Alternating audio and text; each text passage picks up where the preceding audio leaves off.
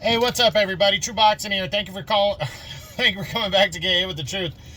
So today we are doing the Taylor versus Serrano 3 recap video as Katie Taylor retained the undisputed title against Amanda Serrano in their epic third fight that took place on Netflix, which was a couple weeks back on a Friday night.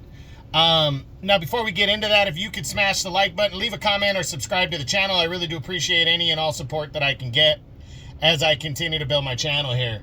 So, this fight was, it was a huge build. I mean, you guys know I really don't talk about women's boxing all that much. You can call it what you want. You could say sexist all you want or whatever. It has nothing to do with that. I'm just... most of the time they end in decisions. There's not a ton of knockouts.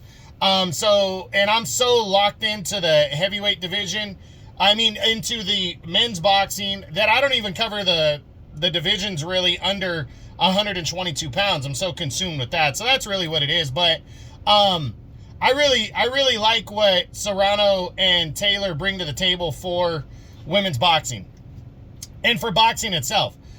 Their first fight ended in a very close, razor-thin decision victory for Katie Taylor, as and then it took, I think, over 2 years to get their second fight going. That was in November of last year on the Tyson Paul undercard, and they fought to another very close decision. I thought Serrano took that rematch, but it was very close.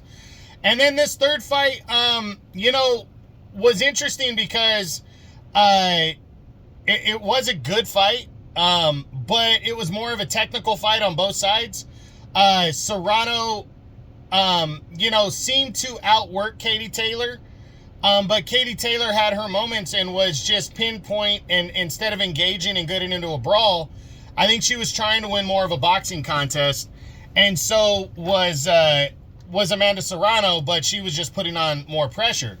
I personally thought Serrano won 6 rounds to 4, but it was close again.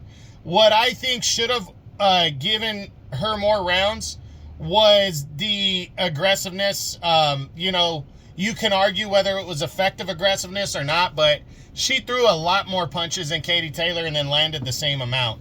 I think, and she was pushing the action.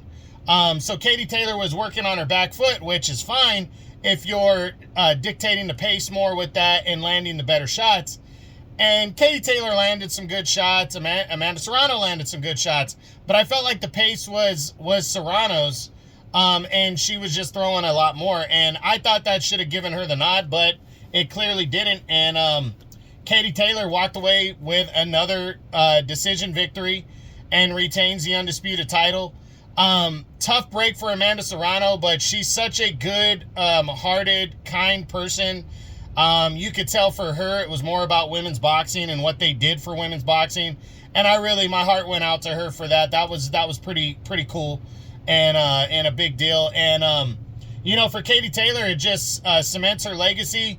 I don't think these two could ever have a wide fight with each other, or where one person absolutely dominates the other. They're just destined to fight close battles. Just their styles call for that. But it was a decent fight. It was okay. It was close, and I thought Serrano pulled this one out, but it was close enough to call either way. And Katie Taylor walks away with the decision. So we'll see what this does for women's boxing moving forward. We'll see what both fighters decide to do.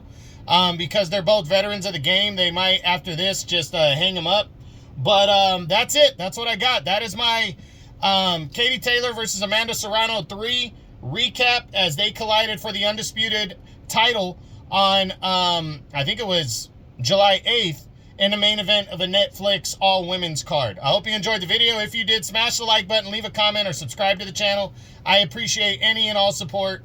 This is True Boxing, and you've been hit with the truth.